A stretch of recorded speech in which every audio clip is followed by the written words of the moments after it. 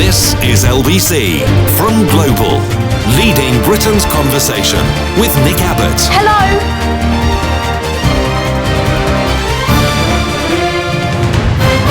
Well, let's get back to it. Britain faced a north-south divide today, and it has nothing to do with the price of houses or the pretend government policy about levelling up, which, surprise surprises, so far levelled the north down and London up. Surprising, no? No. The south of the country basking in warm temperatures. Baskers. The north is hit with heavy rain and gales. Oh well. Weather forecaster Louise said that very high levels of pollen can be expected as grass pollen reaches its peak. Want to score some pot? Met Office Deputy Chief Meteorologist Jason said that remnants of ex-tropical storm Alex will bring some unseasonably strong winds across the northern half of the UK. This will be seen especially to the northwest. Yeah, I bet. Checking while you wait.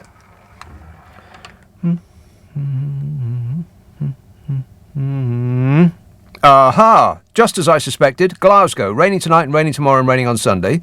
And then, what? Not raining on Monday? Pfft, rubbish.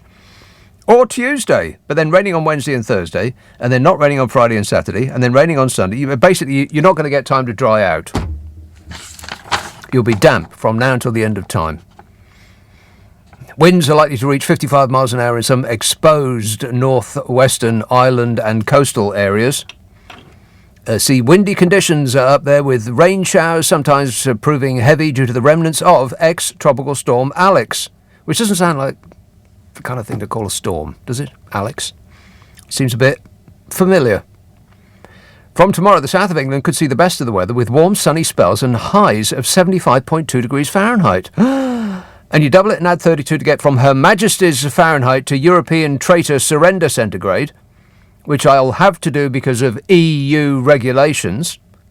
So you double a 75.2 and add 32 to get centigrade.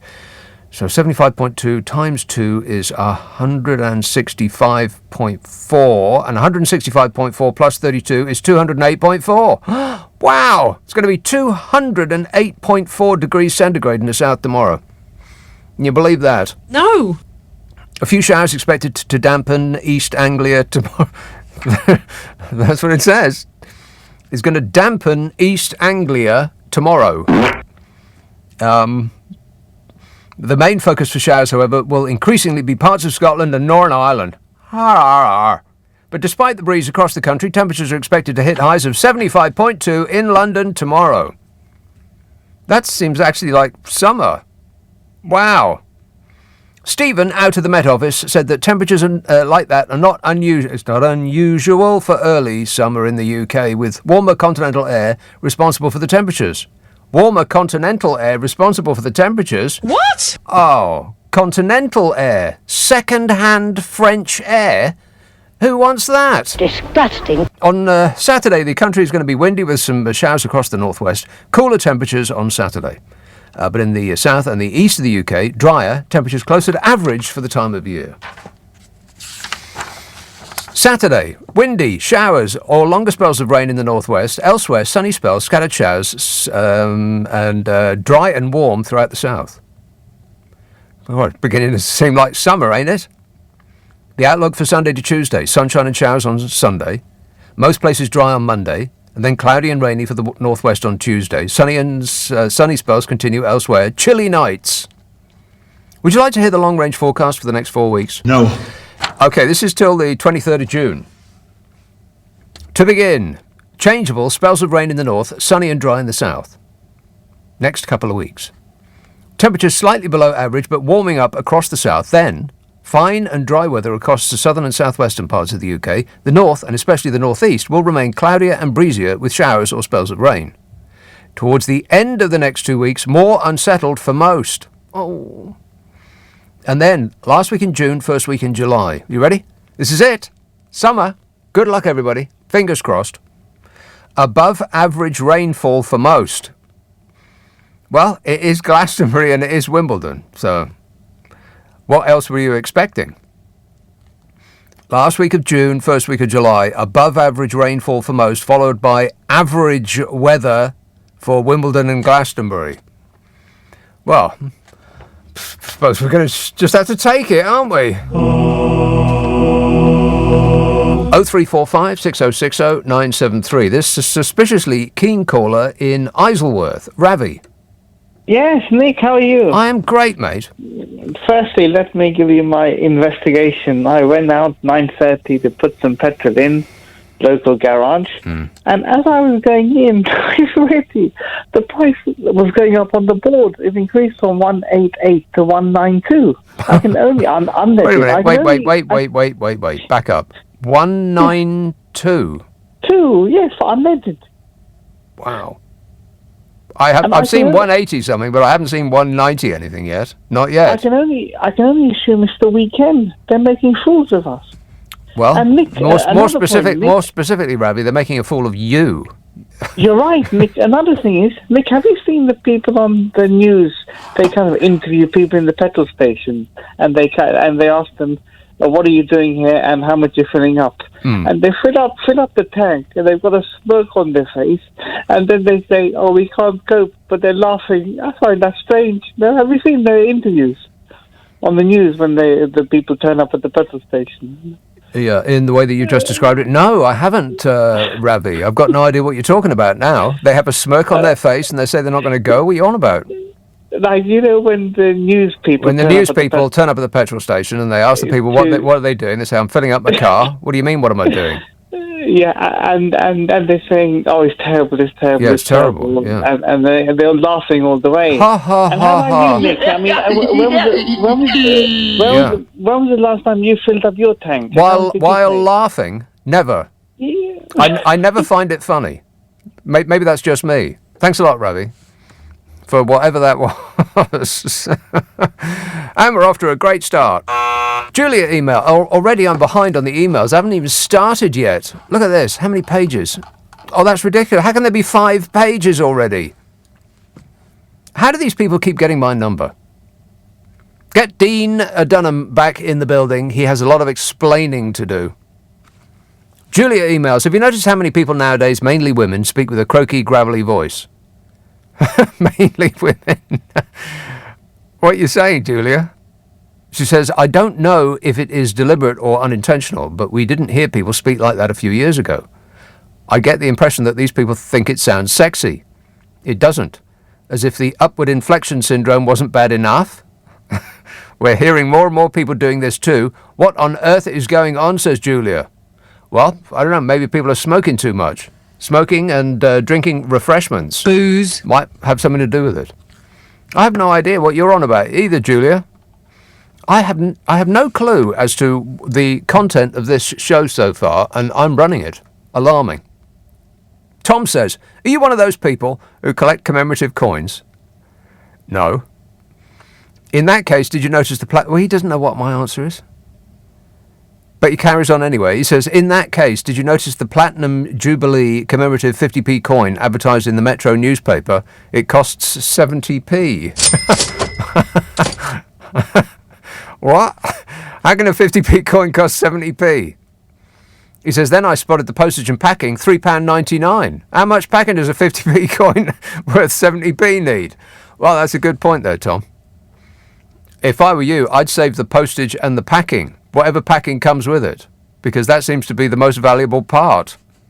Throw the 50p coin away, because that's virtually worthless. Now, what can you buy for 50p? Huh? I bet you can't even spend a penny for 50p.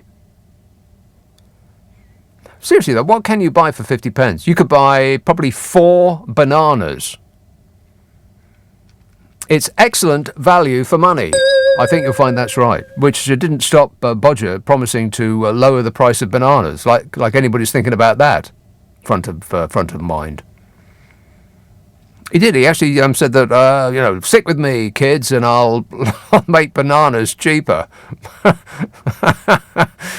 He has completely lost his mind. Yeah. Wait a minute. £3.99 to send a 50p coin worth 70p.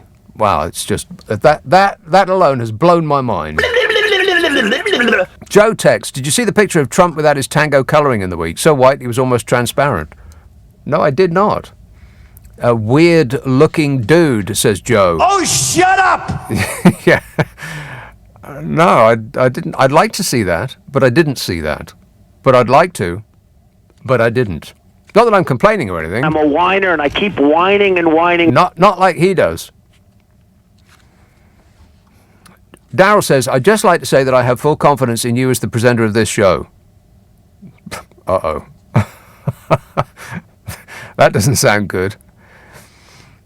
You've got full confidence in me as the presenter of this show. Oh, no. Is that full confidence as in what Bodger would tell somebody, a minister, like moments before he fires them? Is that the kind of confidence you've got? Well, read on and find out. He says, your speech is always very clear. You tackle the issues robustly. And while a few callers remain unsatisfied, I feel that you've got all the big calls right. P.S. On an unrelated note, the vote is a secret ballot, right? All excellent points there, Daryl. How much more is this? Oh, my God. And with every email or tweet that I dally over, more arrive. This thing isn't on, is it? James says, why did Rishi Sunak throw another £11 billion of our hard-earned money up the wall again? When do we get a refund? Yeah. Yeah. Maybe Tories will stop going on about Gordon Brown selling off all of our hot precious gold. Being as how Rishi Sunak's wasted more than Gordon Brown, I was going to say threw away, but he didn't throw it away exactly, but didn't do himself any favours, did you, Gordo? Not really. So Fishy Sunak has lost us 11 billion, not million, billion. Bill! Yeah, well, it might just be pocket change to him. Kath texts, I was sorry to hear that you didn't like the Spanish food in Madrid. Did you forget to try the Gestapo soup? Huh. Well, that does sound delicious. Yeah, I did forget. I'll have to go back. I didn't try any of the food in Madrid. I mean, okay, this is a shocking revelation. Prepare yourself, grip onto something firm. When I was in Madrid, I was there for 3 nights, 2 days. Most of the food that I ate was ready meals bought in the supermarket just across the road. What? Yeah. Which is more than I eat ready meals in this country. I mean, months go by I don't eat a ready meal in this country. And I was eating them pretty much every day. At least once a day for the entire time I was there. Isn't that shocking? I am so embarrassed. 0345 6060 973, text 848. But there was a good reason. But you don't need to know that. Well, the good reason was that I rented a place with an amazing view, and I'd rather sit and eat a ready meal looking at the view than sit looking at the wall in some tiny, pokey little restaurant that's supposed to have great food. I picked the view over the food. 0345 6060 973, text 84850, email nick@lbc.co.uk. If you're on Twitter, it's @lbc. Friday, Saturday, Sunday night at 10, Nick Abbott, LBC. With Nick Abbott. Call 0345 6060 973. Tweet @LBC. Text 84850. Everything is going extremely well. You bet your life it is. If you ever are in Madrid, though, by the way, I recommend that Gestapo soup. Every place does it. It's often not on the menu, so ask for it by name from your wait person. I'll have the Gestapo soup, please. Jerry emails, I listened to your recent podcast with Carol McGiffin. Yeah. In which you gave an excellent idea of not following the news back at home whilst away on your holiday, and not reading any online articles, etc. I'm currently away in Germany on a driving holiday, and did exactly this and avoided the news completely, so was unaware of the vote of Boris's party. My ignorance was spoiled by a German man who approached me at the petrol station forecourt. He said he was unhappy with the result about the vote for Boris and went into detail about the news. My holiday has been completely ruined, and my best attempts to avoid the UK news has failed. Have you got any advice, please, Nick? Yes, don't talk to Germans in petrol stations. And never ask for the Gestapo soup in Germany. Don't do it. Tom tweets, Johnson in 2011, quotes, when a regime's been in power too long, when it's fatally exhausted the patience of the people, and when oblivion finally beckons, you can rely on leaders of that regime to act solely in the interests of self-preservation and not in the interests of the electorate. You recognise that, Bodge? Yes. He did actually write that.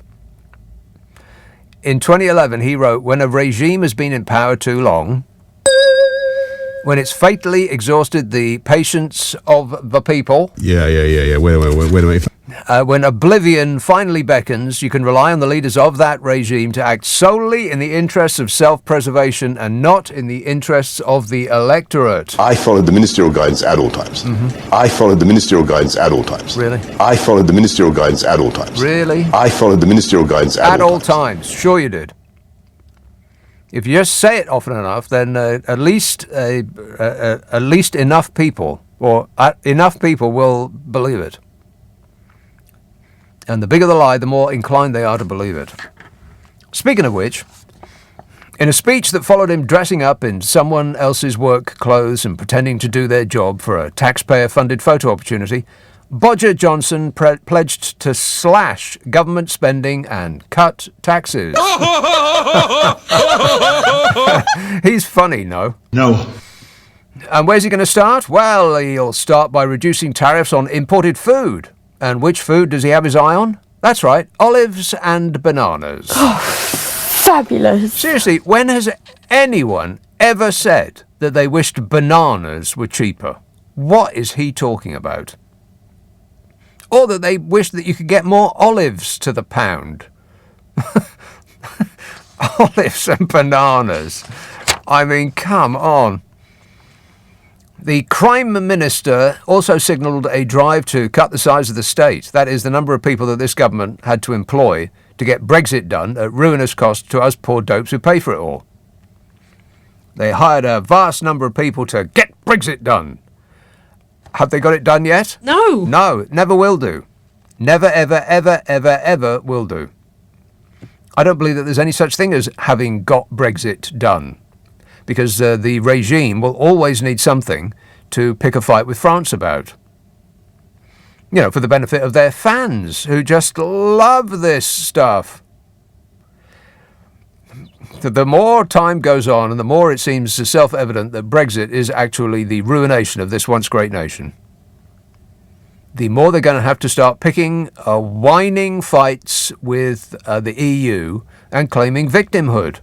Oh, well, the reason that Brexit is not performing as advertised, as promised, is because it's the EU being mean to us. Like that. They have not got Brexit done or anything even close. So all of those that were needed, all of those extra staff that the government took on to make it work, will still be needed because it don't work yet. So it's those who provide a service to the rest of us that are going to be cut. I mean, I don't doubt for a second that they're actually going to throw people on the scrap heap. I mean, of course they are. What's the cruelest available thing that they can possibly do? That's where they're going. So not the people that they hired to make Brexit a success, because it's been an absolute catastrophic copper-bottomed failure. So they'll still be needed. It's the people who, I don't know, give out new driving licenses, for instance, or passports, for example. He said there are many areas where the government should simply get out of the way and let people get on with their lives, while at the same time enacting a law that says that we're not allowed to protest in any way of which this government does not approve. Not so much getting out of the way, more building barriers and stationing heavily armed police to make sure we can't pass. Absolutely everything is the opposite of what he says. He said he was determined to lower the record tax burden, which he described as an aberration caused largely by the fiscal meteorite of COVID. No. Actually, it, like much else he complained about, as though it had nothing to do with the party that had been in power for the last 12 years, it's because of Brexit, the grift that keeps on giving. Johnson said it's time for the government to stop spending and to start cutting taxes and cutting regulation. He's just put taxes up to the highest level in most of our lifetimes. Regulation, it wasn't a bonfire of red tape. It's a mountain of red tape that he's put between businesses and profits that they have to negotiate to get from one to the other. Johnson said it's time for the government to stop spending and to start cutting taxes and cutting regulation. He's just regulated the way in which we are allowed to express ourselves. Has he met himself? And where is this back of the fag packet stuff going? I mean, which taxes is he talking about cutting? Well, I'll hazard a guess. Capital gains tax. I bet I'm right. How do the rich make their money? By the appreciation of their assets, which is why the assets of the rich, the increase in the value of their assets, is taxed at a much lower rate than ordinary workers' income. You know, it's not like they favour the rich or anything, but kind of looks like that. This new dawn in cheaper goods is going to start with the removal of import tariffs on coffee, tea, rice, olives, and olive oil and bananas, which will help if you want a delicious coffee-flavoured banana risotto. Disgusting. Awful. And as you would expect, the entire government is on board with all of this. Actually, Trade Secretary Anne-Marie Trevelyan pointed out that cutting import tariffs would now weaken the UK's hand in trade negotiations. You know the thing that we're really, really good at, trade negotiations. I mean, the rest of the world can just see us coming.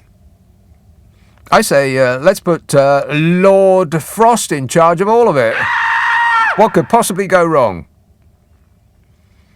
Yeah. If you cut import tariffs now, it's going to weaken our hand in trade negotiations, because that's something we could say that we would do if only another country would do us a favour on something else. But we've done it just off, out of hand. It's almost as though this government has got no idea what it's doing. Or they just don't really care. It's one headline-grabbing announcement from day to day, just to distract the news media from, his various criminal activities. Just anything to take our minds off it.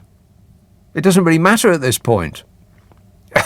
I mean, what kind of a meeting came up with, let's lower the cost of bananas? He probably said it because it sounds funny. I mean, it's not what a smart negotiator would do, to take off tariffs of something that comes from a country that we might want to organise a trade deal with in the future. Not like we're desperate or anything, but we do, and we are. So you'd keep that in reserve. You wouldn't just give it to them for nothing. But we don't have smart negotiators. We got Boris Johnson and that melting candle lookalike David Frost. And instead of listening to what his trade secretary says, Boris Johnson said to have sided with ghostly hat stand Jacob Rich snob, who said it would be a good way of pretending that we are reaping the benefits of Brexit. Because, that's the person that's in charge of identifying Brexit bonuses. And he hasn't been able to come up with a single one yet, apart from the fact that it means he's got another well-paid non-job. There's that. 0345 6060 973. Text 84850. Email nick@lbc.co.uk. If you're on Twitter, it's @lbc. Friday, Saturday, Sunday night at 10. Nick Abbot, LBC. It's 10:30. The news headlines with Alex Wallace. Call 0345 6060 973. Everything is going extremely well. Again, 0345 6060 973. So, he's going to, in order to,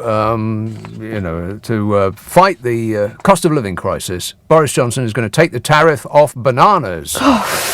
Fabulous. I mean, how much tariff can there possibly be on a banana? They're about 10p each. It has to be the best value food in the supermarket. I mean, it just does. I don't know how they produce them for that small amount of money. I mean, they're grown in, no idea, somewhere else. the Dominican Republic, wherever that is. 10p each, there or thereabouts. How do they manage that? And he's going to take. What must the tax on a banana actually? Even if he took 10p off each banana and made them free, it still wouldn't make any difference to our cost of living crisis. How many bananas can you eat? How many bananas can you eat? And one, 2, 6 million a day. Wow, some constitution, that bloke. And there was also that bit in his Super Soraway speech about us not asking for more money. He's going to build a high-wage economy, just don't ask for a pay rise. I mean, nothing makes sense anymore, does it? Don't ask for a pay rise because that would be traitorous. Just don't do it. That would make inflation spike upwards. Not the profiteering by organisations and businesses, not the vast awarding of bonuses to chief executives. That's completely fine. It's the little people asking for a little bit more. Just don't do it. Of course, that's the same bloke who's just accepted a $2,000 pay rise for himself. For himself and his, his underlings, his quislings. And he hinted at other measures to cut the cost of living, such as increasing the number of children a childminder can look after. I mean, they should be able to mind at least a full complement of the Prime Minister's children, if only anyone knew how many that made. 0345 6060 973. Let's have the Isle of Wight. Hello, Billy. Billy. Terrible phone there, Billy. You need to get to higher ground or leave the Isle of Wight would be my best suggestion to you. Get a landline or we'll try and call you back. Humberside, Derek. Hey, Nick. Derek. How are you? Good, thanks. So now I've been reading today that is being held to ransom by the ERG. That is the group that is keeping him in power.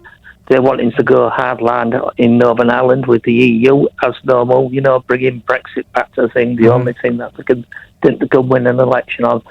So, and, I think his latest plan after the selling social housing off to people, I think that one's, a non-starter. So his next one, I think he's going to get in touch with Jamie Oliver and ask him for recipes for bananas for the schools. Recipes for bananas. So take one banana, bananas? peel and eat. Wow, you can do no end of things with bananas. They're yummy in porridge. Exactly. So he'll get together with Jamie Oliver to see what they can do with bananas for schools. Right. Well, but it's absolutely ridiculous. I don't know what he's trying to turn this country into, because with these deportations, I wonder what's he trying to do? Turn us back into 1938 Germany? It doesn't matter whether people get exiled to Rwanda or not. It's simply the positing of that policy that's the thing. It excites his fan base, and when of course they will find difficulty in enacting it because it's probably against at least half a dozen international laws. It looks like it to me. Not being an expert or anything, but that puts me right up there with everybody else who's had a word to say on this issue. I don't know anything.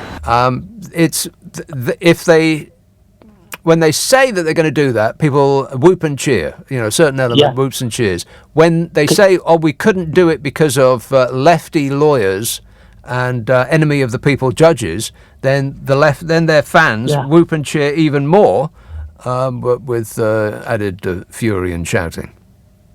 Yeah, well, he's trying to, in effect, find people to blame. That's his thingy.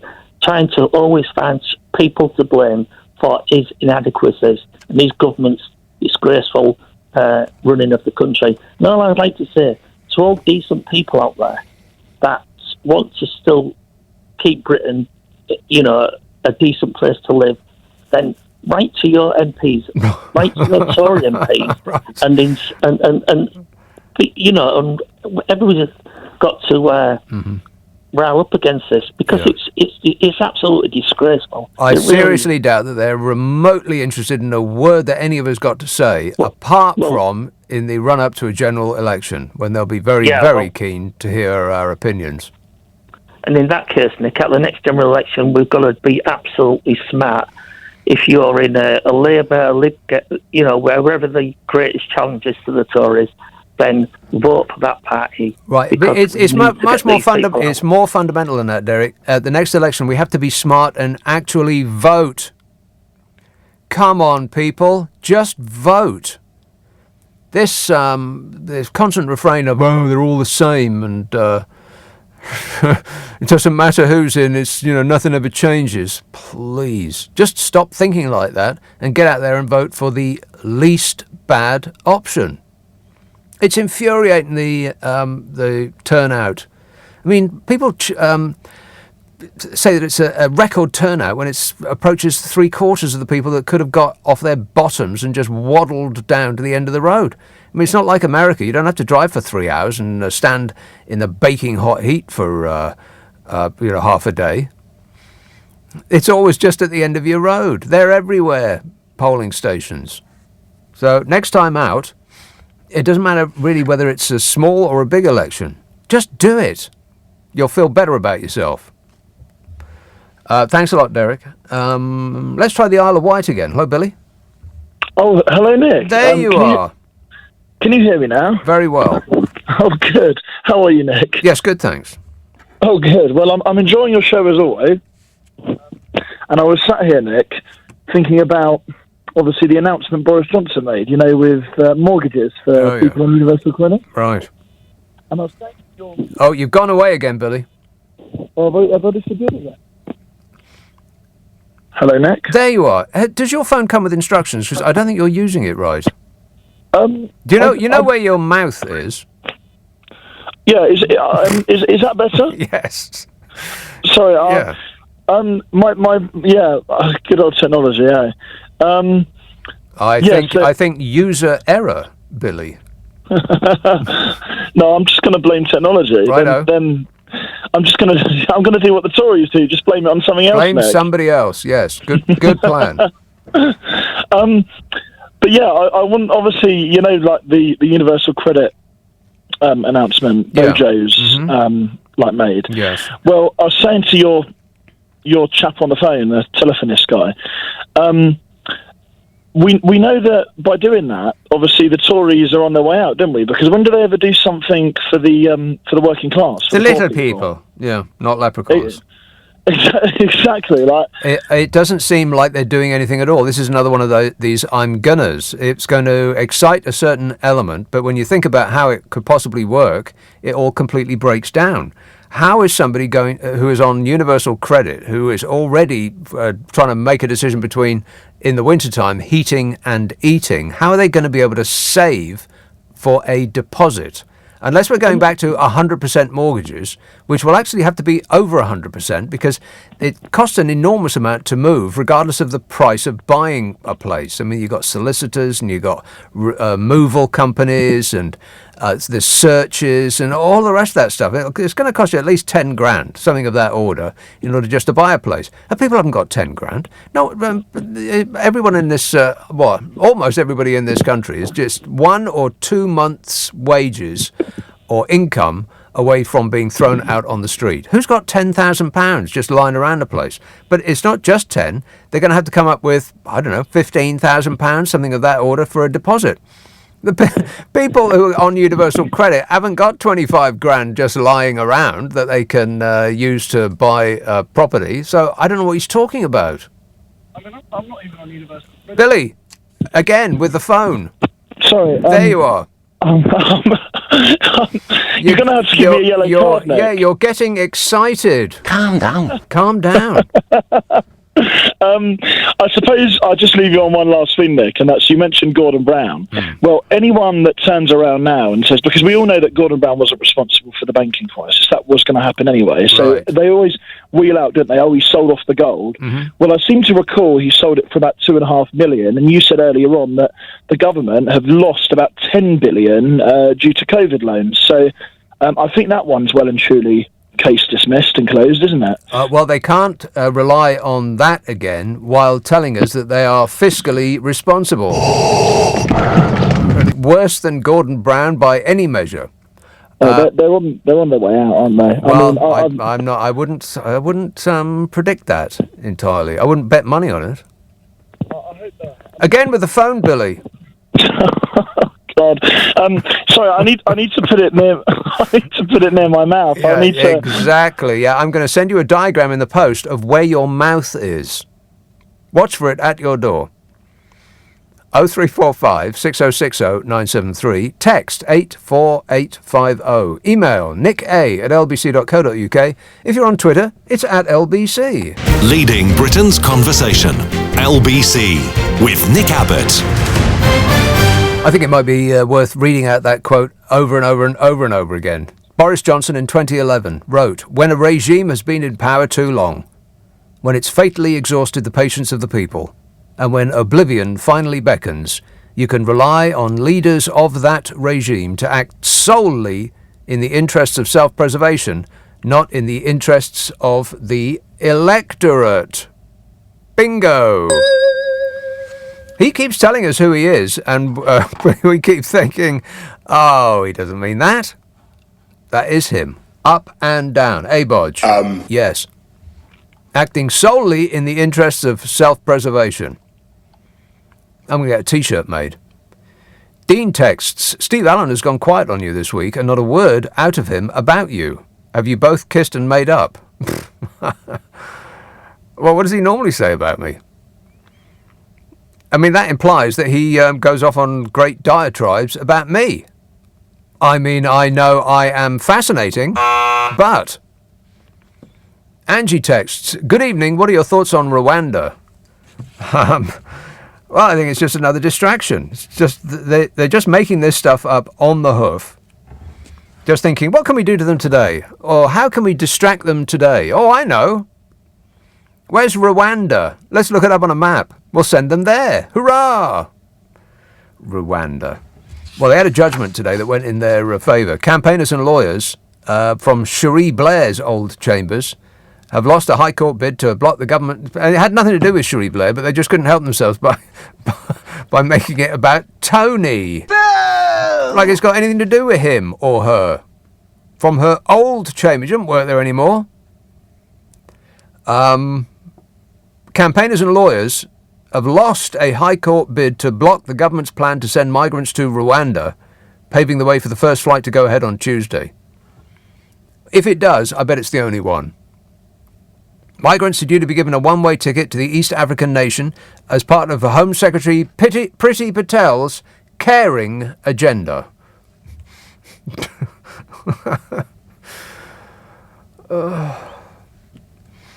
Mr. Justice Swift ruled against the claim. He said, "I do not consider that the balance of convivence favours the grant of the generic relief."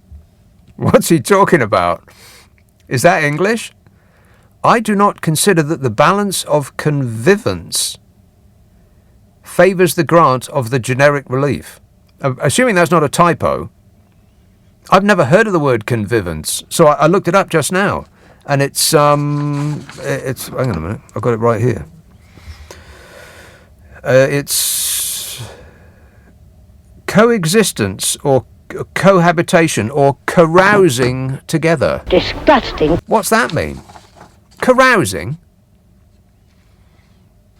Lawyers from Cherie Blair's old chambers, as in nothing to do with Cherie Blair, had branded the Rwanda deportation scheme unsafe and irrational. Well, yeah, yes, yeah, unsafe and irrational. Yeah. Wait. That should be the Tory party slogan for their conference. Unsafe and irrational.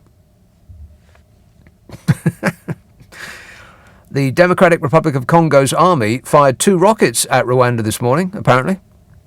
The Rwanda Defence Force said that they fired 2 12mm rockets today, leaving locals terrified.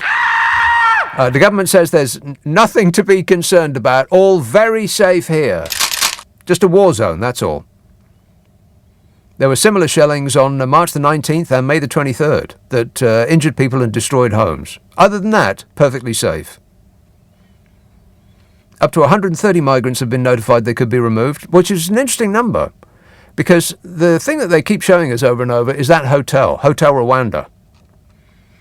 And it looks nice, but I bet it, like many hotels that you book from having seen the pictures online, I bet it has precious little to do with those pictures. I bet it doesn't actually look like that. Keep in mind, by the way, that they had to throw orphans out of the hotel in order to make room for people that had been, fleeing war zones to come here to make a better life. Little did they suspect that they were coming up against Priti Patel. And there are 75 rooms in that place, as far as I can recall. 75, there or thereabouts. Now, 130 migrants do not go into 75 rooms unless there's 2 in a room. Okay? Let's assume that they'll put 2 in those tiny little rooms. You could fit 2 people in one of those rooms. But 130 migrants is about the same number as get here every week. So where's the next lot going to go? I'm just curious. I mean, what's the plan, Bodge? He's got no plan. He's got no plan because I'm sure they don't believe that they're going to get away with this. The activist lawyers and enemies of the people judges are going to put a stop to this insanity. I mean, why Rwanda? Apart from, it's the most performatively cruel thing they could think up on the spot. Lawyers for almost 100 migrants have submitted legal challenges asking to stay in the UK, with the remaining anticipated to follow suit this week. And when lawyers act on behalf of their clients, they're doing so according to the rule of law. And they're only doing so because they think that they have a case under British law. It's not EU law or anything like that. British law, which was made by British Parliament.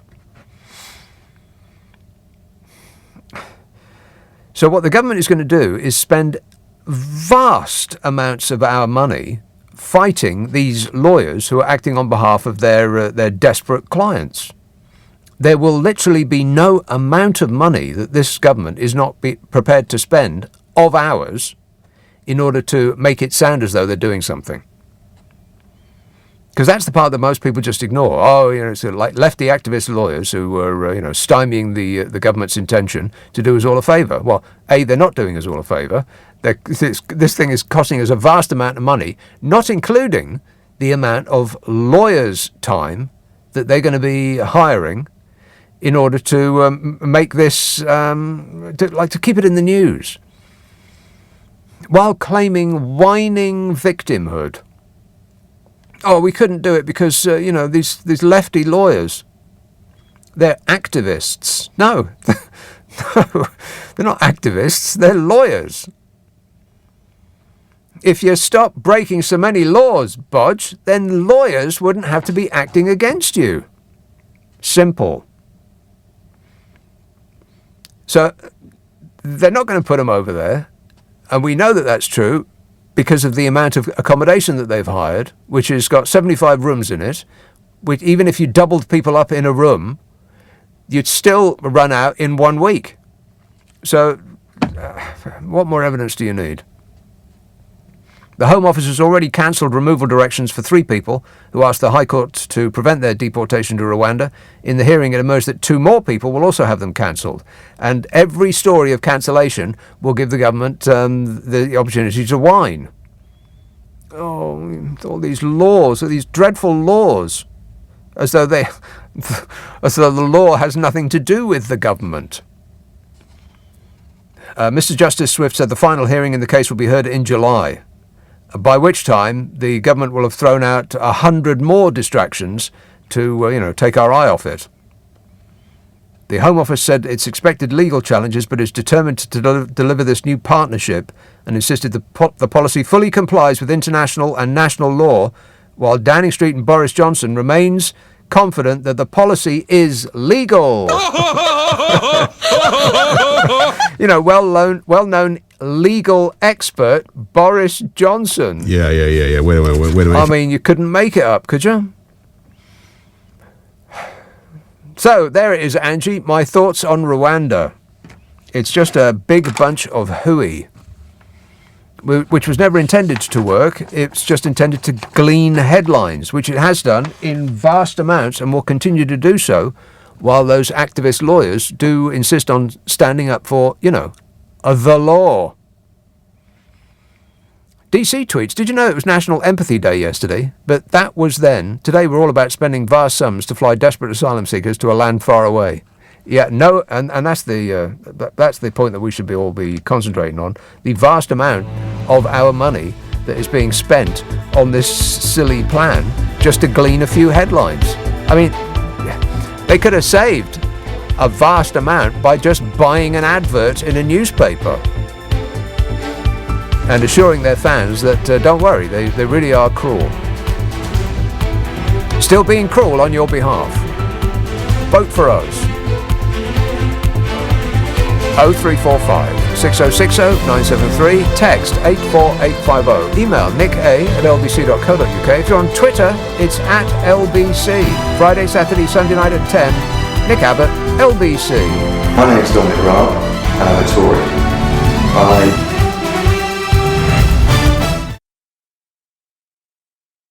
This is LBC from Global, leading Britain's conversation with Nick Abbot.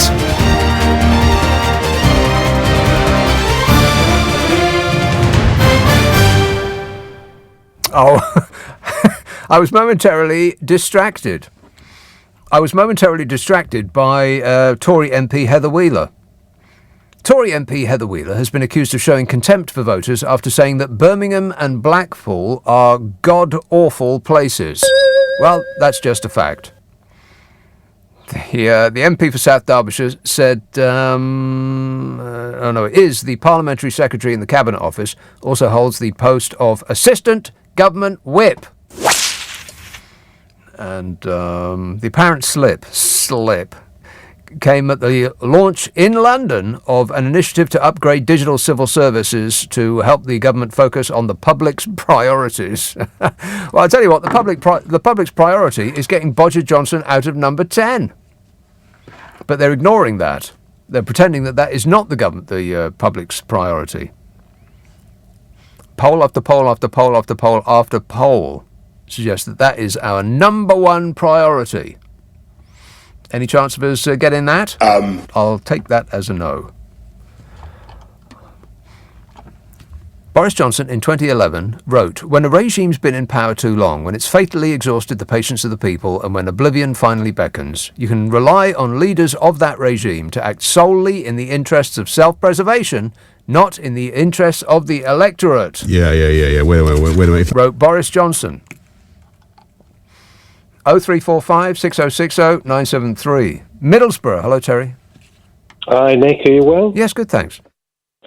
Nick, I heard you talking earlier about 100% mortgages, and I remember the days of 110% and 120% mortgages. Yeah, do you remember them? I do. I think I actually had one. I did as well. What I think now is, if you think about it, if you stand outside a house and the person inside that house has 120% mortgage, you've actually got more equity in that house than they have. That's right. Yes. Yeah, they might have their furniture in there, but you own more of their house than they do. Yeah. Exactly. And so this is how Bodger's going to get people to be a lot happier. Because you'll be able to walk down all these streets. Oh, I see. And think, well, I've got more equity in that house than the guy in it. By which method we'll all feel rich. And another thing I wanted to tell you, I was on holiday recently in a place called Inverary. Mm-hmm. And I went, there's a road called the Rest and Be Thankful. I don't know if you know it. The Rest? It's called what? The road's called the Rest and Be Thankful. The Rest and Be Thankful. Google it. No. The views from it. I will not. Oh, no, you don't like homework, do you? but the views from it are amazing. Steep hills, and there's a chance of avalanches. And it's great. Oh, wow. Now I'm looking at it. Oh, hang on a minute. I'm looking at a picture of it right now. See, I assumed that you were a listener with material. Oh, no. And this was the setup to a joke. But it's an actual place. Yeah. Why is it called The Rest and Be Thankful? I don't know, but I mean, I think it's because the hills are so steep and it's such a wild place. You know, I actually have the answer to that. It's just flashed up on my screen. The Rest and Be Thankful, and that's the name of the road, The Rest and Be Thankful, is quite literally named as a place where travellers in olden times would stop and rest and be thankful that they had reached the top of their steep climb before continuing on to their destination. Thank you. They said. Yeah, brilliant. Hey, well, I've learned something. But what I was going to say was, and that was last week, and I bought some diesel. I have an electric car, but for some reason, reasons I won't go into, I didn't use it for this particular trip. I went in my diesel car. I bet I know why you didn't use it. Why is that? Because there's no way that you could get your electric car charged up anywhere near where you were going. Well, actually, there are 3 chargers in Inverary. No, actually, there's more than 3 chargers. There's a load of chargers in Inverary, but the reason was I then had to make a trip to Glasgow to pick my daughter up and then bring her back, and it was the going backwards and forwards on the Rest and Be Thankful. Yeah. So I took the diesel Volvo. Smart thinking there. But I bought some fuel last week. Diesel for my Volvo. Yeah. £1.99.9 a litre. Blimey. $1.99. £1.99. 0.9, yeah. Well, how do they get away with that 0.9 thing? I mean, what else do we buy that is sold in fractions of a penny? I mean, that's just ridiculous. How are they allowed to get away with that? 0.9. Well, I was watching the litres going in. Well, what I thought were the litres going in, but it was the money clocking up. Yes. Yeah, when the money clocking up goes faster than the number of litres ticking over, then it is worrying, yeah. It's a little bit alarming, yeah. You want to stop and think, oh, that's probably enough. But there is no enough. Your car either goes or it doesn't go. And what would happen, by the way, if you actually put precisely 1 litre in? Would it be 199.9? How are they going to take the 0.9? Ooh. That's a good. You'd have to. That's a good question, isn't it? Yeah.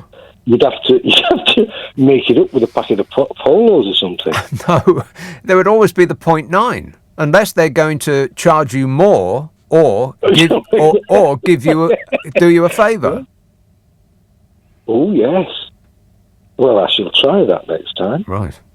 But the other thing I was going to tell you, Nick, and I know you've got views on Glasgow. As I say, we had a 2-centre holiday in Inverary and Glasgow. Right. And when I was in Glasgow, it was absolutely roasting. What? I had to slap on some Factor 50.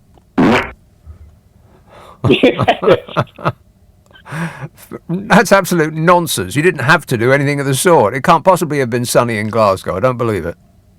I've got the can to prove it. Right.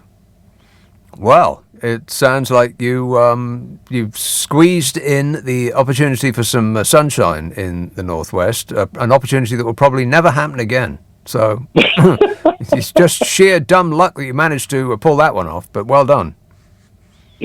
Cheers. Right. Okay. Thanks a lot, Terry. 0345 6060 973.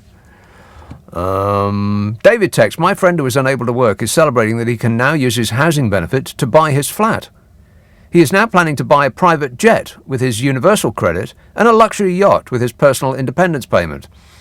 I think that the last time that our leaders were so out of touch with what was happening in the real world was when it was suggested that we eat cake. Yeah, not get surprised by one. Adam sent this text at 22:12. Assuming that you have 15 pages of text, I calculate that you will read this out at around 22:55. How close was I? You're about 15 minutes out there, Adam. Not bad going, actually. 15 minutes out. It could have happened at any time. So this show is completely random. Can you believe that? Yes. Rona says, I was in the garden earlier clearing up some overgrown shrubs when a neighbour passed by. She actually said, what are you doing? Some gardening? I was standing there with long gardening gloves holding a hedge trimmer. I had to really, really bite my tongue, says Rona. Well, to be fair, you were doing some gardening, Rona.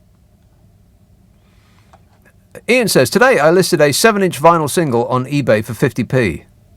Yeah, but what was it?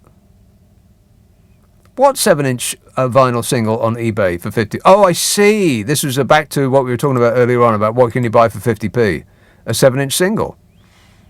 Well, yeah, that seems like excellent value for money there, Ian, depending, of course, on what it is. I mean, if it's Whistling in the Dark by Andy Williams, rock and roll, then that would represent excellent value for money. If it's Chirpy Chirpy Cheep Cheep, on the other hand, well, I don't know. I think I'd spend 50p on a 7-inch single of Chirpy Chirpy Cheep Cheep if it was in excellent condition. Jim texts, this week's government buzzword is deliver. Have you noticed? No, I haven't actually. Is it deliver? What, as in stand and? Yeah, that I would believe. Stand and deliver, yeah. He says, if this government was delivering a pizza, it would turn up late at the wrong address and have none of the toppings that you ordered. Pizza. I just love it when he keeps saying that, well, I'm delivering on what the public want. Yeah, well, the public want to see you gone. Deliver on that. I double dare you. But it's not about us anymore. I've tried to say us, but I just can't do it. Us. I'm going to revert to saying us. I tried. I really did. I've been doing my best. But it just sounds weird. It sounds a bit fey and fake. Us. I'm going back to us. Have you heard? Tom tweeted that Boris Johnson in 2011 said, when a regime's been in power too long and when it's fatally exhausted the patience of the people and when oblivion finally beckons, you can rely on the leaders of that regime to act solely in the interests of self-preservation and not in the interests of the electorate. That sounds about right, doesn't it, Zaphod? So obviously, but I know certainly. I'll take that as a yes. This is LBC with Nick Abbott. Right, so what are we doing? Given we are doing a radio show, but it does remind me that I do a podcast with Carol McGiffin. Yeah.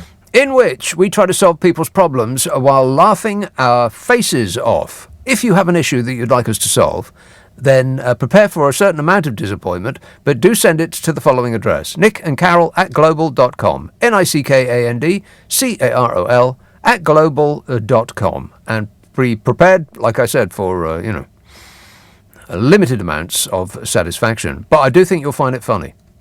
Ask for it by name on an internet near you. What's your problem with Nick and Carol? Comes out on a Monday. You'll find it on Global Player, which you should have in your life. Global Play, it's on Apple and Android. You can stick it up your device and enjoy it with our compliments, totally free. The name of the podcast again, What's Your Problem with Nick and Carol? Oh, right, yeah. This week's episode coming out on Monday is going to be called, I think, Fun with Candles. What? Yep. Oh, yes. There's over 100 up there for you to enjoy. If you wish to be amused, then it would be right up your alley. What's your problem with Nick and Carol? Dave texts, I have a fuel card from work. I'm a new oligarch. A bit of pinching and I'll be able to donate to the Conservatives before long. Cheers, says Dave. Well, I would advise that you do that, Dave. Best investment you'll ever make. Pays off big time.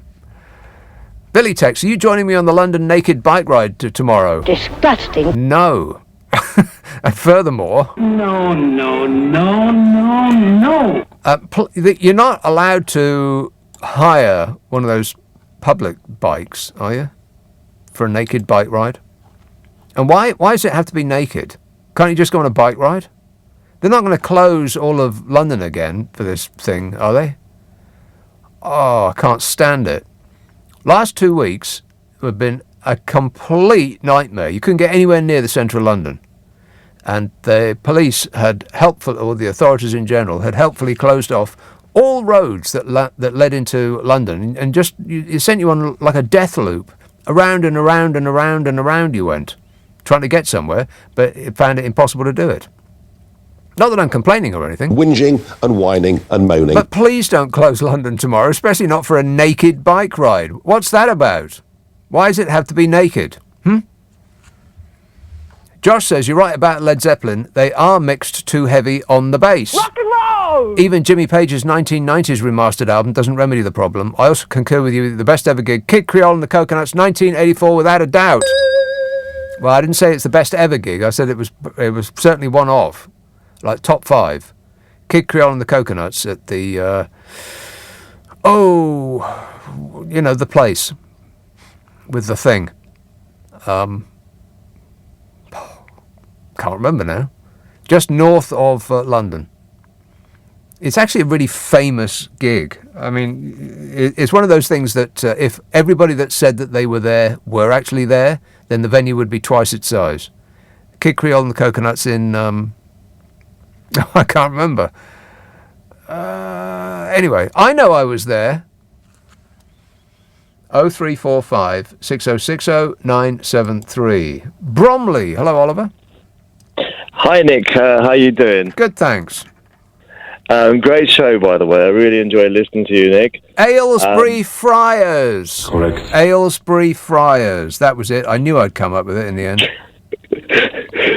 Nick, I thank you for answering so quickly. I just thought I'd let you know, because I've just filled up the car. Well, I didn't fill it up with fuel because it's way too expensive. But I just put fuel, I won't mention the name, £2, 4 pence.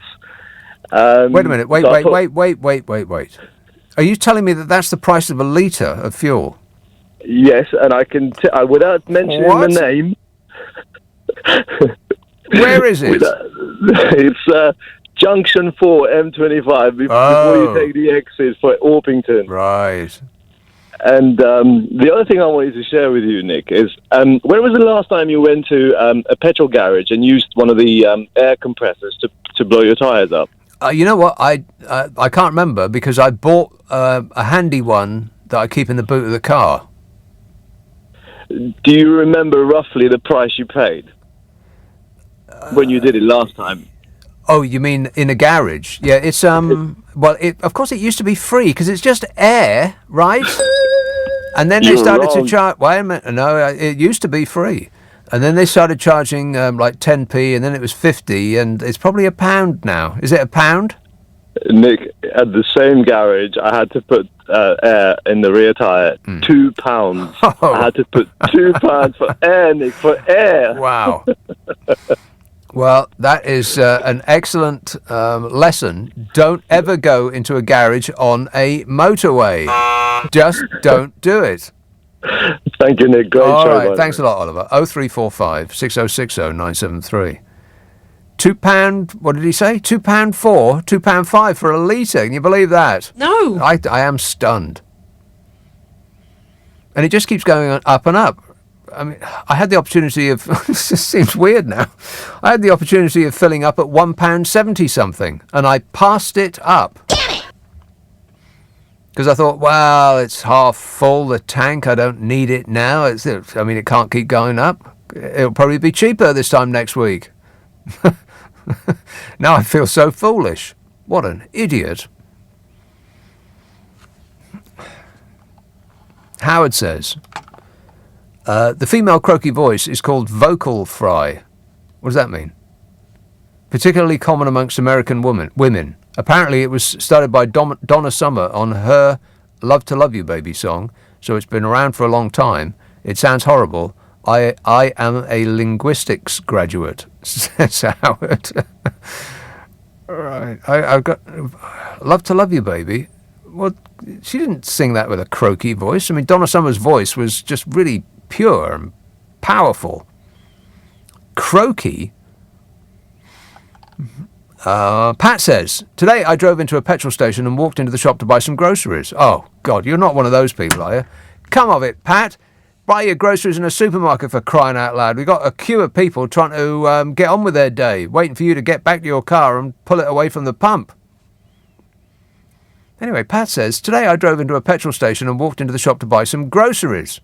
By the time I came out, there were people honking and arguing all over the forecourt. They weren't too pleased seeing me get into my Tesla. I don't know what all the fuss was about. Right. You're lucky not to have been shot, Pat.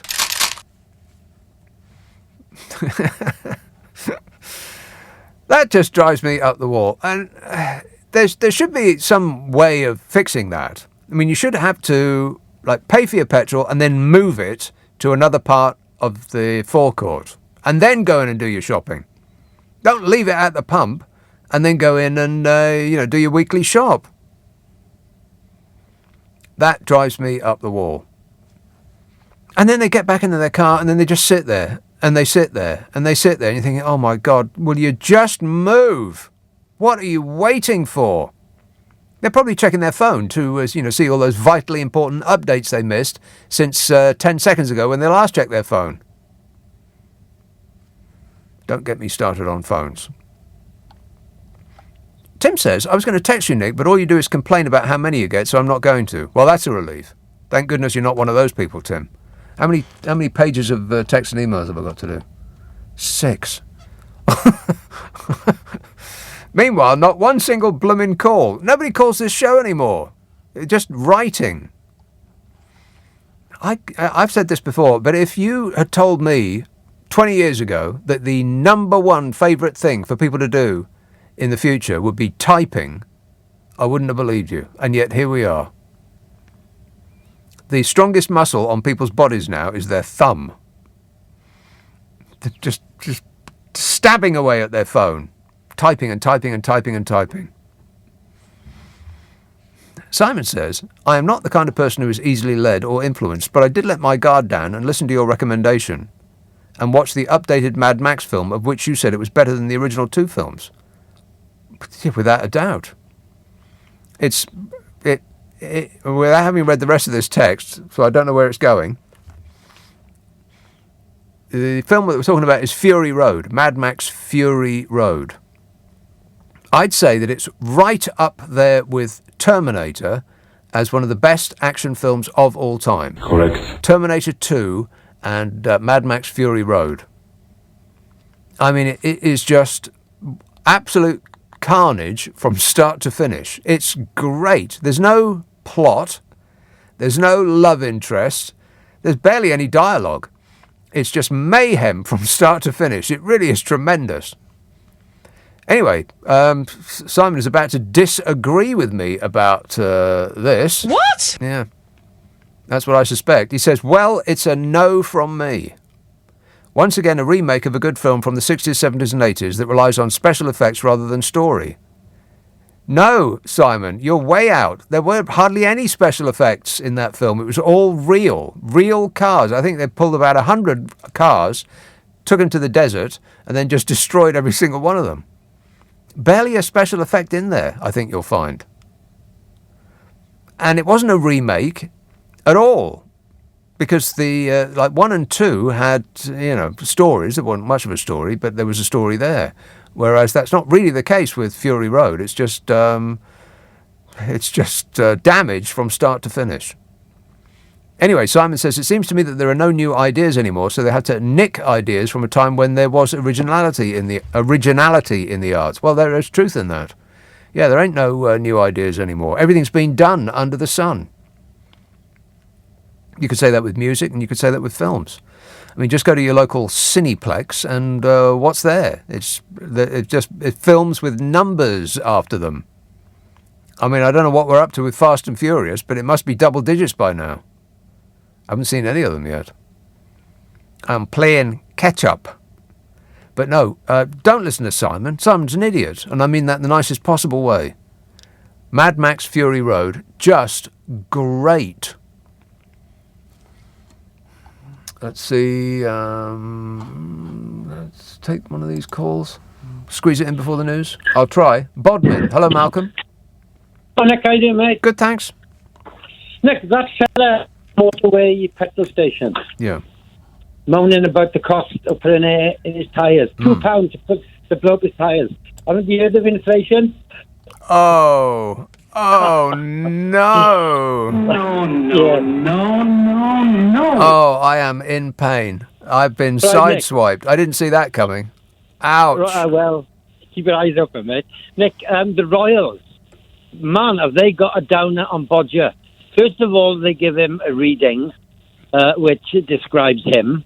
in every bad sense of the word. Oh, you mean that at St Paul's they gave him that thing to read out about trust and Yeah. That was top quality trolling there, ma'am. Yeah, but hey, look, the story goes on.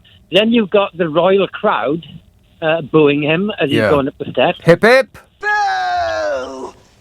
Then you've got Prince William showing up at a stand selling magazines for the homeless. Mm-hmm. And tonight you've got Prince Charles describing the Rwanda Boris Johnson trafficking scheme as appalling. So the royals have got the daggers out for him, Nick. Right, finally. Good to hear it, Your Majesties. Welcome along. Now, would you like to do some heavy lifting and just get him out of there? Now, Nick. Yes. Surely, if anything is likely to make Tory MPs turn, it's when the royals turn on Bodger. Yeah. They've got to, haven't they? Well, you'd think so if they actually were true to their word and they were, royalists and patriots. But, you may think that. I couldn't possibly comment. Yeah, I've got to go, Malcolm, but thanks a lot. But not for the joke, though. No thanks for the joke. Thank you. Thank you for not joking. 0345 6060 973. It's 11:30 on LBC. The news headlines are with Alex Wallace. This is LBC with Nick Abbot. Call 0345 6060 973. Tweet at LBC. Text 84850. Do not panic! Do not panic! We are trained professionals! Trained professionals are running this country. Jerry emails... He didn't. He emails... We all know that Boris has put up taxes so that he can tell us that he is going to reduce them later on. Note going to, except that he won't. The perfect lie, says Jerry. Gwenny tweets... Considering the bad weather in Scotland, I am starting to get the idea that the English Red Wall is actually a dam designed to provide hydropower for the English while we Scots drown. Now, I don't know whether you mean we as in small, or you've misspelt the word we with two E's, or you actually mean small Scottish people. You need to be clearer, Gwenny. How small are they? Glasgow, hello, Paul. Well, I'm 6'2", so I can't be wee. Good evening, Nick. Yes. How are we all? Oh, very good, Paul. 5'10". 6'2", sorry. Anyway, just to go to one of your earlier callers when they mentioned about the fuel price. Yeah. It says it was £1.99 0.9. Mm.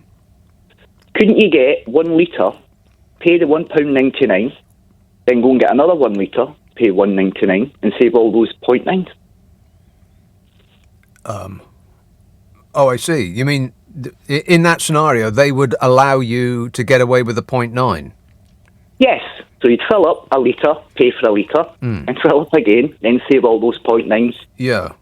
But don't you think it's more likely that they would actually charge you a 0.9 and then just round it up? Probably, yeah. Probably. So you'd be losing the 0.1. I'm just losing the point altogether. Yeah, but at least you're 6'2", so. Correct. So I think the wee part there from the person that mentioned we Glaswegians, I think it is we as in small. Small, yeah. Yes. Of course, being 6'2", you're first to get rained on. By a fraction of a second. Rain? You mentioned rain in Glasgow. Yeah, I bet it's raining. I bet it's raining right now. Yes? No. No? No. Well, it will be, Paul. Trust me. Didn't your caller call in a few calls ago and say they actually got some sun in Glasgow? Well, he did say that, yeah, but I can't take one person's account as being gospel. Right. Let's go back to the news. What's happening in Glasgow? Yeah. We have Transmit concert in 4 weeks' time. What's it called? Transmit concert. Who's there? Last year we had Liam Gallagher. All right, mad for it. But this year, no Liam. So where is Liam? Where is he? I don't know. Where is Liam? I wouldn't cross the road to see Liam Gallagher in concert. I've seen Liam Gallagher in concert with Oasis, and it was DULL boring. I think the headliners, as I'm reading here, we've got Guns N' Roses. Oh. Now, who's in Guns N' Roses these days? I couldn't tell you. Right. What I have got here is I've got my local resident vehicle access pass. Great, 'cause I don't drive. What, you got backstage pass? No, I've got local resident vehicle access pass. Oh, vehicle access pass. Right. Yes. Now, why would a local resident need to take their vehicle there if they're local? Can't you walk? What? Save the planet. Well, I've got long legs and I don't drive. Right. But you've got a vehicle access. Yeah. And you don't drive. Correct. Right. Well, everything's working out fine. Everything is working out fine. Guns N' Roses. That's a pretty good headliner. Rock and roll! Is Slash still in Guns N' Roses? Well, I'm not too sure. I'm just looking at the headliners here, and Guns N' Roses, we know them, but then everything else after that, I must be getting old. Yeah, no doubt. But who else is on the list? Who's the second one underneath Guns N' Roses? Please don't say George Ezra. No, I'm going to say that's on the second page, and I've not got my glasses with me. You haven't got your glasses with you. Correct. Can't you make out any of it? Squint. No. Right. Anyway, let's get back to the weather. It's tapped off weather. This time of year, I usually call in. So we had 4 days of good weather last week. The other caller basically confirmed that we're calling in, and that's it. We've had rain since. Right. So it's all downhill. Well, all downhill. Yeah, that's right. One day a year. That's not bad.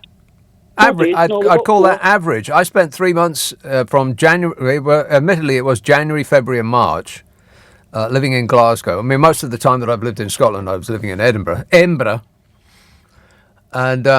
but in January, February, and March, it rained every single day. Every single day it rained. I couldn't believe it. How can you stand it, Paul? Particularly as we've already established that you're the one that gets wet first. Well, I'm actually lying down in bed listening to you. Oh, right. Well, of course, if you lie down, then there's no difference. Yeah. All right. Well spotted. Thanks a lot, Paul. 0345 6060 973. Always lie down whenever you're in Glasgow, and then the rain you'll be among the last people to get wet.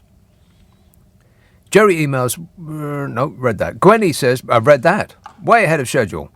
Abby says, I went online last night to see the picture of Lilibet Mountbatten Windsor, and one of the articles that came up was about Louis Windsor and his behaviour at the Jubilee. Yes, his behaviour. Looking at those pictures of him, obviously bored, and the non-critical headlines about stealing the show, it struck me immediately, if that had been Archie Mountbatten Windsor, I bet the headlines would have been totally different.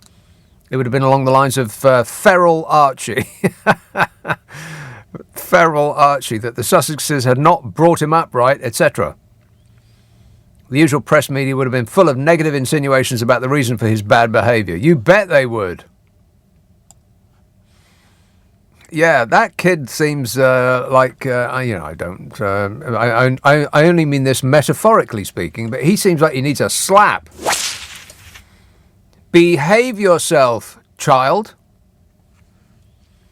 He was out of control. He was thumbing his nose at What's-It, out of Wills and What's-It, and seemed to be squirming around in his chair. I mean, okay, it might not have been to his taste, all that, all that folderol, but you're supposed to just sit there and shut up. I mean, just think, what would a French child do?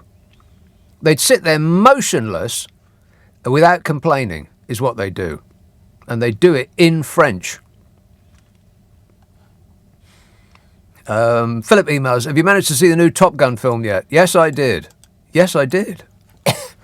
I was talking to Carol about it on our Super Soaraway podcast. That's coming out on Monday. But essentially, I thought it was the most American film I've ever sat through. It was like America was throwing up on me. I'm still trying to get bits of America out of my hair.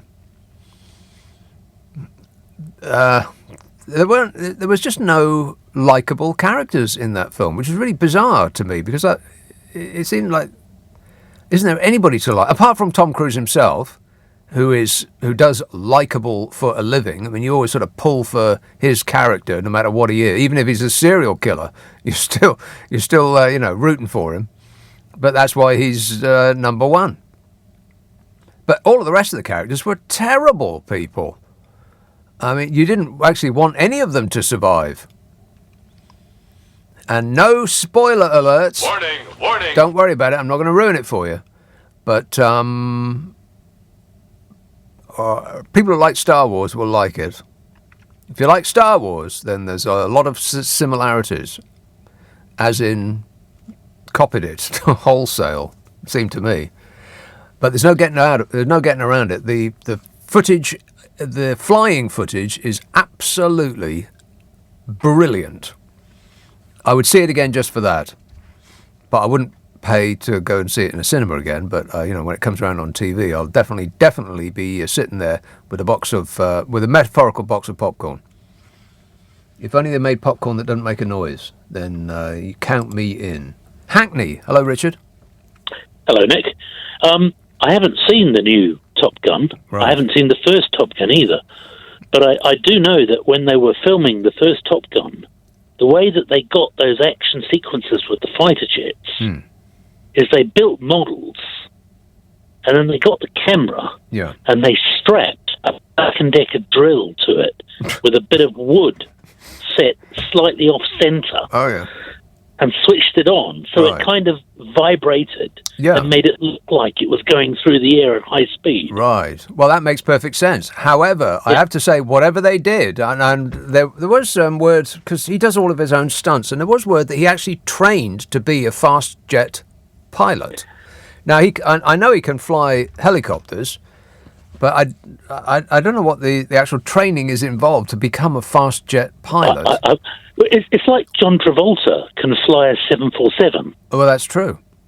He flies his own 747 around, just in case, I don't know, he has to get home early or something. It seems a bit over the top, doesn't it? It's like your car is a bus. Why would you need anything quite that big? Particularly if you're driving it. I mean, if you're sitting in the back, you could have it if you got no end of money, you could have it kitted out in all, you could have a stripper pole in there and a double bed and all the rest of it. But if you're at the front flying the thing, then why does it have to be so big? I mean, why do you earn all that money if you have to fly your own plane? Good point. Yes, be your own chauffeur. No thanks. But I'm phoning up to defend Fury Road. Good. Somebody said that it was all CG. Yeah, it isn't. I don't think any of it's CG, is it? It's the absolute opposite of CG. It is. It's a real life. I mean, the guy that directed it is the original. He's about 100. It's about 100 years old, isn't he? He's I really, think at really the time old. of directing, he was 100 years old. Yeah. I mean, what does our Queen do? Sits around and waves. I mean, she could be out there. Fury Road 2. She could be directing. She could that, be directing Fury Road 2. Yeah, that is true. That's just a fact. But if you look at it, I mean, there's loads going on, but you're always looking exactly the point where he wants you to be looking. There could be 20 cars on one side, 20 cars on another side. Yeah. A sandstorm. And someone throws a bottle, and everyone in the cinema is looking at the bottle at the same time. I tell you what, it is. I mean, I would say that Terminator 2, up to that point, was my favourite action film ever. Correct. And Fury Road might have overtaken it because it's just there's not a second of the film which is a pause or a stalling or they're waiting around for a love scene or any of that stuff. It's just mayhem from start to finish. But controlled mayhem. Yeah. Like you feel that you're being guided through it. Like someone said to me, if everyone in the cinema is looking at the same part of the screen at the same time, the director has done their job. Yeah, they haven't, and didn't he just? And that is true, as far as I'm aware, is that there was almost no special effects like green screening or any of that stuff, which is amazing because the things that he made his actors do seem really wild. How he got away with it, I do not know. Yeah, I don't think you're allowed to do that outside of Australia. I don't think so. No, that's right, yeah. Well, thanks a lot, Australia. No, one last thing, Nick. Yes. You were at a Kid Creole concert. Yes, Aylesbury Friars, 1982. Right. Okay, you need to clear something up. Yep. Oh, Annie, I'm not your daddy. The next line, if I was in your blood, you wouldn't be so ugly. Right. And then they sing, onomatopoeia. Is that correct or not? Because I've always, everyone I know, is like they sing onomatopoeia. But apparently it's not right. No, I wouldn't have said so. Well, you were there. Can you remember? I can barely remember where it was, never mind about what the lyrics were. But excellent question there, Richard. 0345 6060 973. Text 84850. Email nick@lbc.co.uk. If you're on Twitter, it's @LBC. Friday, Saturday, Sunday night at 10. Nick Abbott, LBC. This is LBC with Nick Abbott. You're joking. No joke. So I've just looked it up. The lyrics to I'm Not Your Daddy by Kid Creole and the Coconuts. There seems to be a disagreement among people on the internet. One lyrics site said it's onomatopoeia, which makes zero sense, none at all. And another one said it's I don't wanna be a sentence which is never completed. So I'll assume that it's I don't wanna be a daddy. I'm assuming that that's the case. I better got that right. Malcolm text, Prince Charles has called Bodger's Rwanda people trafficking scheme appalling.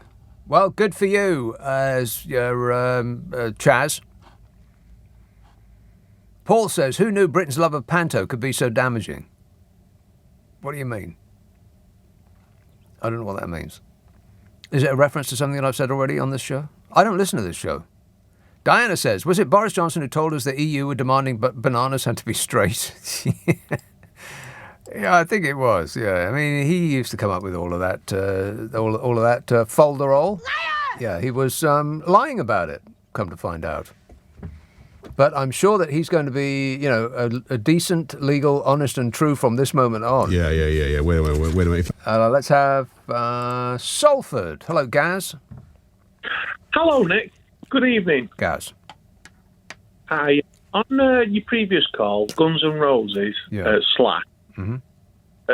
What are your thoughts on Steve Vai, The Love of God, the track? I heard it.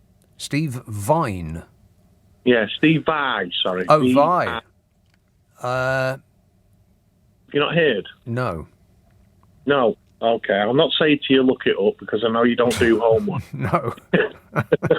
No, I don't. Steve Vai, yeah, V-I-A. Yeah. V-I-A. No, it's V-A-I, isn't it? Yeah, that's right. Yeah. Because that would be Steve Vai. Vai. And people would be waiting for the end of that sentence. No, it's Steve Vai. Yeah. Yeah, he's an excellent guitarist. He certainly is. Rock and roll! Yeah. Like Yngwie Malmsteen. Right, I see. Yeah. Right. And he's one of those fretboard warriors. Like one of those blokes who sees how many notes he can fit in, into a second. Yeah, it's absolutely an art talent he has, and just listening to it, it just blows my mind. I think he actually beats Slash, Guns N' Roses, hands down. Right. Well, Slash isn't that kind of guitarist though. Slash is more like is the tune, whereas people like Steve Vai and Yngwie Malmsteen and you could say Eddie Van Halen. They were, they were the guys who just tried to play as many notes as they possibly could squeeze into a song. Yeah, Yeah. Not necessarily with any reference to the actual tune, by the way. No, I just one of the things I want to throw out. The other thing, Nick, road to Fury. Fury Road, yeah. Fury Road, yeah, I'm getting there. Yeah, yeah, that's a cracking film. It all is. round. Yeah, it is. I can't wait to see it again. I must have seen it about 3 times already, and it just doesn't get old. It doesn't. No, it's ageless. Yeah, it's definitely as opposed to the original trio of Mad Max films, which really have aged quite a lot. Yeah. I've watched them all. I've watched all the Mad Max films. Yeah, well, of course. Who hasn't?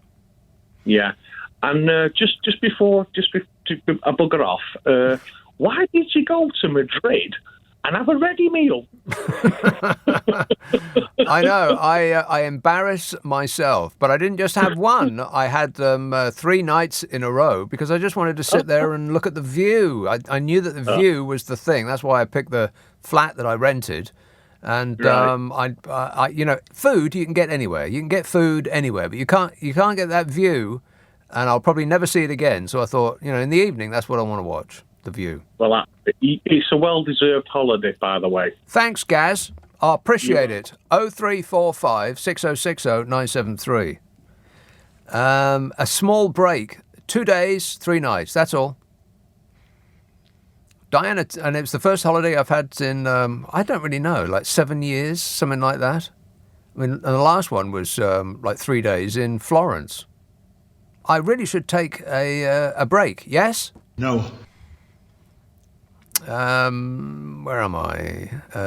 Diana said, oh no, banana. Yeah, Diana says, was it Boris Johnson who told us that the EU were demanding bananas had to be straight? Yeah, fortunately, thank goodness that we have our freedom back. Now we can eat bent bananas. Or straight bananas that are identifying as bent. Let's have Oxted. Hello, Catherine. Hello. Catherine. How are you? I am great, mate. Yeah. I just wondered if you ever found out where Sue Gray came from. I'm not sure that such a person actually exists. She does. She's a pub landlady from Newry, County Down, and she ran the Cove Bar.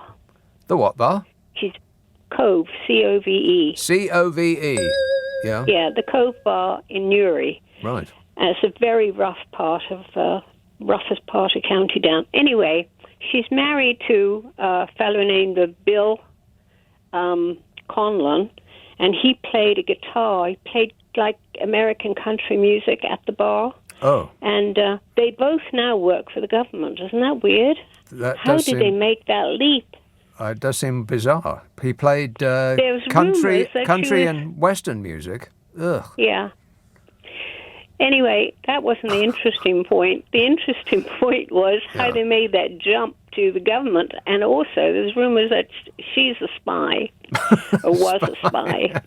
A spy for who? The bar next door?